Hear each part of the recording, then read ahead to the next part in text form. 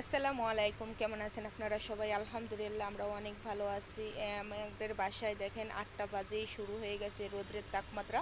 আর আজকের রোদের তাপমাত্রা এতটাই বেশি যে সকালে একটু ঘুমাইতে পারি না আমরা। সকাল ৮টা থেকে এই তো রোদ হয় আর সব ৫টা ৫:৩০ পর্যন্ত একধারছেই রোদ থাকে। আর অন্যান্য দিনের চেয়ে আজকের জন্য রোদের গরমের তাপমাত্রার জন্য একটু বেশিই লাগতেছে। তো আমি ভাবলাম যে আজকে সকাল থেকেই আমি রান্নাটা স্টার্ট করি, না হলে আমি দুপুরে আর রান্না করতে পারবো না। দুপুরে তো আরও গরম লাগবে। এদিকটা রিফান বাবু অনেকটা কান্নাকাটি করতেছে গরমে, তো বিসমিল্লার নাম নিয়ে আমি এক চুলায় পানি সেদ্ধ উঠিয়ে দিলাম আর এক চুলায় ভাত উঠিয়ে দিলাম। এটা হইতে হইতে দেখা যাচ্ছে এই যে গরুর মাংসটাও ভিজেলাম। আজকে গরুর মাংস রান্নার একদম ইচ্ছা ছিল না।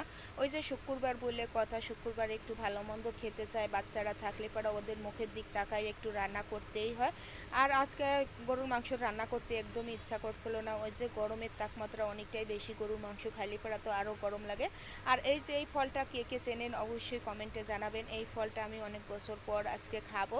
তো আজকে খাওয়ার উদ্দেশ্যে আপনাদের ভাইয়া চোখের সামনে দেইহে আর লোকটারে সামলাইতে পারে নাই, সে দেখেই নিয়ে আসছে। এই ফলটা আমাদের অনেক বছর হয়ে গেছে খাইছি, আর এখন খাবো। আর দেখি যে 4টে অঞ্চলে একটা খাওয়া হয়েছে আর 3টে রাইখে দিয়েছিলাম। গরম যে এই গরমে 3টাই পাইকে গেছে। আর এই যে ভাঙার পরে তো আরও সুন্দর লাগতেছে, খেতেও অনেকটা ভালো। আতা ফল মানুষ বলে না দেখতে যেমন ভালো, খেতেও অনেক ভালো। তো যাই হোক, এটা খাইয়ে কেটে ধুয়ে এখন আমি বিসমিল্লার নাম নিয়ে চড়াইলাম। তো আজকে রান্না করব পুঁই শাকের ফল রান্না করব আর গরুর মাংস রান্না করব চটপট করে। যেহেতু এখনই রান্না করতেছি আমি, কিন্তু এক পাশে ঘাম মুছতেছি আর এক পাশে রান্না চড়াচ্ছি, মানে এতটা ঘাম আসতেছে গরমে। তো যাই হোক, আর এই পুর ফল কে কে পছন্দ করেন অবশ্যই কমেন্টে জানাবেন। এই পুর ফল রান্নার উদ্দেশ্য হচ্ছে ভাতটা এতটা লাল হয়, দেখতে খুবই ভালো লাগে, খেতেও আরও ভালো লাগে। গালের ভিতর দিলেই ফটফট শব্দ হয়, এটা শুনতেও ভালো লাগে। তো যাই হোক, এটা হলো বাচ্চাদের জন্য বেশি পছন্দর খাবার। যেহেতু বাচ্চাদের মানে এভাবে খাওয়া যায় যে ভাতটা লাল হয়ে যায়, দেখতেও সুন্দর লাগে, মানে বাচ্চাদের ভুলাই ভালাই খাওয়ানো মানে পদ্ধতি এই পুঁইশাকের ফল। তো যাই হোক, আমরা যখন ছোট আছিলাম এই পুঁইশাকের ফল দিয়ে কতই না কুটিমুচি খেলছিলাম, যখন মাটির হাঁড়ি পাতিল দিয়ে রান্না করছিলাম, কত না আনন্দ করছিলাম।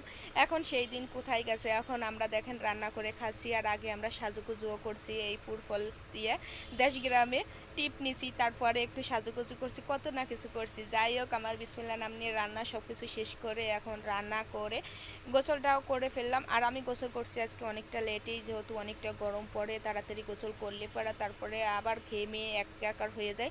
যখন দেখলাম যে রোদটা একটু পড়ে গেছে তখনই গোসল করলাম। আর এই দিকটা আমার দেখে রিফান বাবু তো অনেকটাই কান্নাকাটি শুরু করে দিছে, ও মনে করতেছে আমি মনে হয় কোথায় যাব। তো যাই হোক, এই দিকটা আমি এখন ভাত নিয়ে বসি।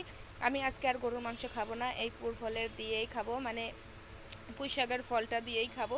দেখেন পুঁইশাকের ফলটা দেখতে কতটা সুন্দর লাগে ভাত করা মাখিয়ে নিলি। আর আজকের আমি ভাত রান্না করছি দেশের হাতের চাউল, মানে আমার ননদে আসার সময় ভালোবেসে আমাদের জন্য যা নিয়ে আসে তাই আমি মাঝে মধ্যেই একটু একটু করে রান্না করি। আর রিফানে সেরেলাক্স রান্না করি, তো যা সেরেলাক্স বানাই। তো যাই হোক, আর এই যে পুর ফল দিয়ে ভাত সত্যি বলতে অনেক দিন পর খেলাম, ভালোও লাগতেছে।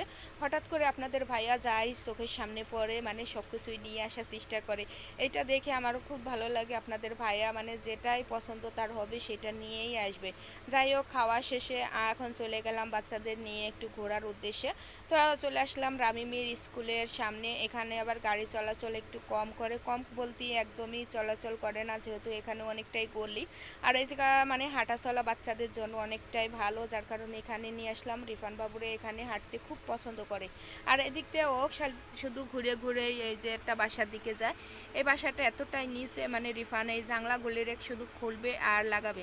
এই যে বারবারই এখানে যাই এই দুষ্টুমিটা করবে, এতটা বাসাটা নিচে, মানে রাস্তাটার উঁচু করে বাসাটা একদমই নিচে হয়ে গেছে, যার কারণে বাচ্চারাও ওই জানলাগুলি খুলতে পারে। তো যাই হোক, আর এদিকতে আইসে রিফান বাবু অনেকটাই খুশি, কিন্তু আমি একদমই খুশি না। ভাবছি যে একটু বাতাস আছে, এখানে এসে দেখি অনেক ঘুম গরম, মানে গরমের চোটে আরও আমার অস্থির লাগতেছে। আর রিফান বাবু তো দেখে মানে অনেকটাই খুশি, আরও বাচ্চারাই যে খেলতেছে এটা দেখেও রিফান বাবু খুশি। ওর খুশিতে ভাবলাম যে আমি একটু কষ্ট সহ্যই করে নিই। এটা দেখে তো মানে বাচ্চাদের জন্য তো মারা কতই স্যাক্রিফাইস করে। তো ভালো থাকবেন।